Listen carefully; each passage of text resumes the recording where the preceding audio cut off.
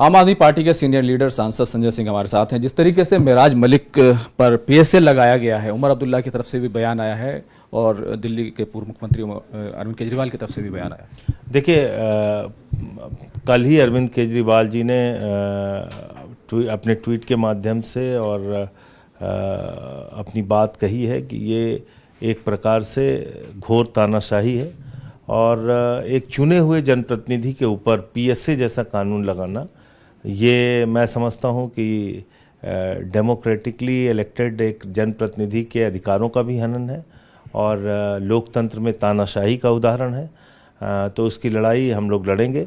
आज जम्मू कश्मीर के लगभग 20 जिलों के अंदर प्रदर्शन हो रहा है पार्टी की ओर से और प्रेस कॉन्फ्रेंस करके सारी डिटेल बातें आप लोगों के सामने रखेंगे और इसकी लड़ाई लड़ने का काम करेंगे।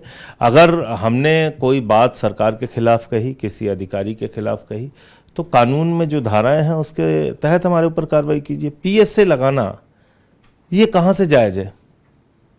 पीएसए जैसा कानून लगाना कहाँ से जायज़ है? एक चुने हुए प्रतिनिधि को आप आतंकवादियों की धाराएं लगा रहे हैं, ये कहाँ तक उचित है?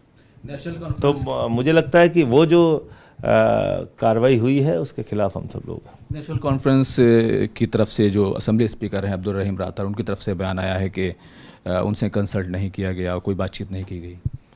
तो ये तो विधानसभा के अधिकारों का भी हनन है। एक चुनी हुई विधानसभा के अधिकारों का बहुत बड़ा हनन है। तो अगर विधानसभा के अध्यक्ष से अनुमति ही नहीं ली गई इतनी बड़ी कार्रवाई करने से पहले, तो फिर तो आप समझ सकते हैं कि कितना खतरनाक कानून लगाया गया।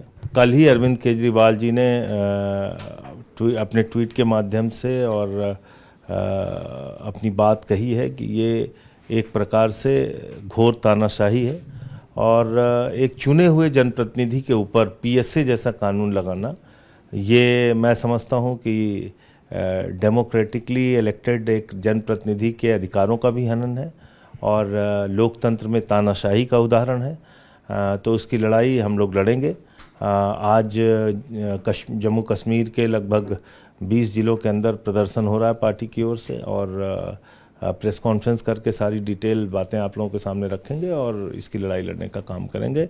अगर हमने कोई बात सरकार के खिलाफ कही, किसी अधिकारी के खिलाफ कही, तो कानून में जो धाराएं हैं उसके तहत हमारे ऊपर कार्रवाई कीजिए। पीएसए लगाना ये कहाँ से जायज़ है?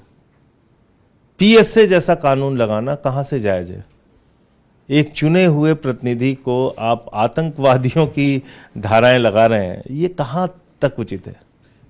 तो मुझे लगता है कि वो जो कार्रवाई हुई है उसके खिलाफ हम सब लोग। नेशनल कॉन्फ्रेंस की तरफ से जो असेंबली स्पीकर हैं अब्दुल रहीम राठौर, उनकी तरफ से बयान आया है कि उनसे कंसल्ट नहीं किया गया, कोई बातचीत नहीं की गई। तो ये तो विधानसभा के अधिकारों का भी हनन है।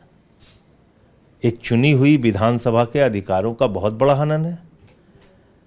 तो अगर विधानसभा के अध्यक्ष से अनुमति ही नहीं ली गई इतनी बड़ी कार्रवाई करने से पहले, तो फिर तो आप समझ सकते हैं कि कितना खतरनाक कानून लगाया गया।